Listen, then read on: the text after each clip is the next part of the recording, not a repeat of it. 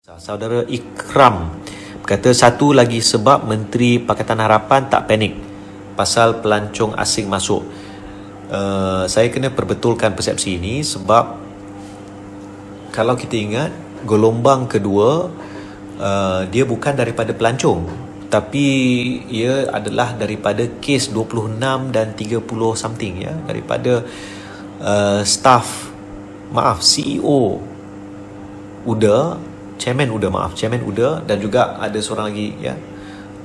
Maksudnya mereka adalah dalam GLC ini mereka yang menjadi kluster-kluster di situ. Dan kemudian ada gelombang ketiga iaitu gelombang tabligh, dan ini dua gelombang besar ni mereka adalah lokal, bukan asing.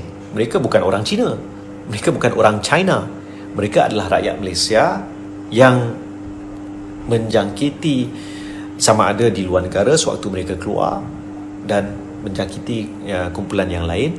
Malah kalau tuan-tuan puan-puan ingat, pada 29 hari bulan Februari dan 1 hari bulan Mac, ahli-ahli parlimen sama ada di pihak Pakatan Harapan ataupun di pihak Perikatan Nasional berkumpul, dan pada waktu itu ada dua mantan menteri dan timbalan yang telah bersama dalam satu program bersama dengan silap saya. Dan gelombang kedua ini yang saya difahamkan oleh mantan Menteri Kesihatan, beliau mengatakan gelombang kedua adalah daripada kes 26 dan 30 something. Itu bagi saya lokal. Mereka bukan orang asing, mereka rakyat Malaysia, mereka orang Melayu ya, rakyat Malaysia tempatan, dan disebarkan secara tempatan. Jadi saya lihat ya, mereka balik daripada overseas. Jadi tak betul kalau nak kata kes 26 dan 33. Betul. Terima kasih Puan Fauziah Fauzi. Dan kes-kes inilah sebenarnya yang memulakan gelombang-gelombang yang lain. Kalau kita ingat pun, kalau tak silap saya, kes tabligh bermula daripada rakyat Malaysia yang pergi ke Korea dan balik dan pergi ke program tabligh itu.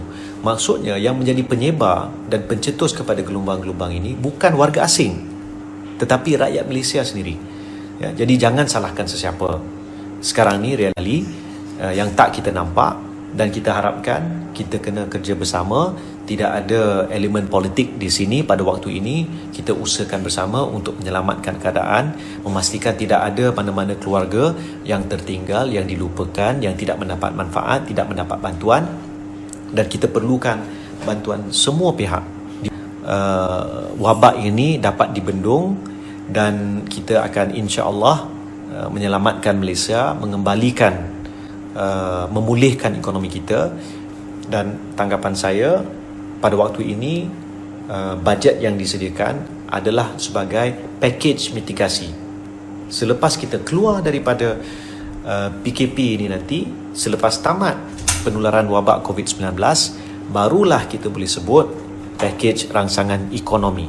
Kerana pada waktu itu kita perlukan kerja, kita perlukan pekerja, kita perlukan industri, kita perlukan rantaian bekalan, kita perlukan satu perangkaan ekonomi yang lebih berjangka masa panjang. Pada waktu ini, this is not a stimulus package. Let me be clear, this is not a stimulus package. This is a mitigation package. Package mitigasi, package bantuan kemanusiaan kepada semua rakyat Malaysia yang tidak boleh bekerja kerana ada perintah kawalan pergerakan. Kita tidak ada sesiapa lagi pada waktu ini kecuali kerajaan yang boleh memberikan kita bantuan itu ya, kecuali kita ambil daripada simpanan. Tapi selepas tamat Movement Control Order ni, PKP ni, maka pada waktu itu bila kita kembali bekerja, bila kedai-kedai dah mula dibuka, pejabat-pejabat dah mula beroperasi, kilang-kilang dah mula berfungsi, pada waktu itulah kita perlukan rangsangan ekonomi. Yang saya risaukan adalah bantuan pada waktu ini tak sampai kepada sasaran. Ada yang tertinggal, ada yang tak dapat, ada yang terus bertanya. Jadi kami dalam Pakatan Harapan yang dipaksa menjadi pembangkang dalam satu tindakan politik, langkah Sheraton. Kita ketepikan isu itu buat masa sekarang, tapi kami bersedia untuk membantu, ya. Kami sedia untuk bersama untuk menyelesaikan masalah ini. Jadi saya rasa Saudara Shankar Kumaran Sivaraman berkata PM kita memang prihatin rakyat. Memang boleh kata beliau prihatin, dan isunya beliau lepas ni perlu memastikan bantuan itu sampai ke semua yang memerlukan.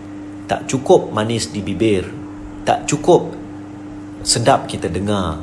Yang penting sampai kepada anda semua. So saya rasa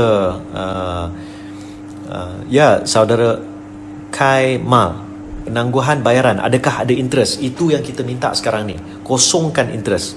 Kita minta, because 100 bilion, ya, saya ulang balik, ya, 100 bilion itu bukan bantuan kerajaan. Itu adalah duit kita yang kita tak bayar sekarang, tapi 6 bulan dari sekarang kita mesti bayar balik. Nak tak nak, bayaran ansuran rumah, untuk kereta, pinjaman bank, dia bukan satu pemutihan, bukan orang kata debt wipe out ataupun pemutihan, ya, dimaafkan, bukan. Kita kena bayar balik. Jadi sebenarnya it's not very correct to say that this is this is duit kerajaan. It's not. Duit kita, cuma kita tak perlu bayar pada waktu ini. Masalahnya akan ada interest, ya. Itu yang kita minta sekarang ni, kosongkan interest rate tu. Maksudnya tak ada interest rate selama 6 bulan ini, dan kemudian baru kita continue bayar balik dari waktu itu. Jadi saya rasa masa pun dah dekat nak tamat. Jadi saya pun nak continue makan tem-tem ni. Kalau kita ingat, daripada 250 bilion sebenarnya yang dimasukkan oleh pihak kerajaan cuma bernilai dalam 22 ke 25 bilion ringgit. 20 bilion diumumkan oleh Kerajaan Pakatan Harapan. 100 bilion lebih yang saya sebutkan tadi adalah duit kita. Banyak yang lain, EPF tu pun, KWSP tu pun duit kita, duit simpanan, tabung simpanan masa hari tua. Kita nak guna sekarang, tapi nanti hari tua nanti macam mana, dah kurang, ya.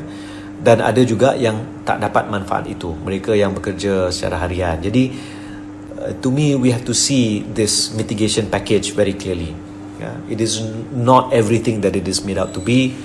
Whatever the speechwriter may have intended, whatever I am not the Prime Minister that you voted for, this is not the government that you voted for. I mean, put that aside, emotions aside. The reality is that kita perlu pastikan rakyat boleh makan, makanan cukup, dan after this, kita masih ada kerja. Jadi tuan-tuan puan-puan, setakat itu dahulu, insyaAllah kita akan jumpa lagi. Selamat menjamu selera kalau siapa-siapa yang lepas ni akan makan, dan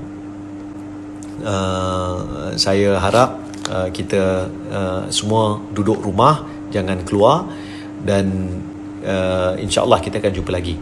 Wabillahi taufik wal hidayah. Assalamualaikum warahmatullahi wabarakatuh. Terima kasih.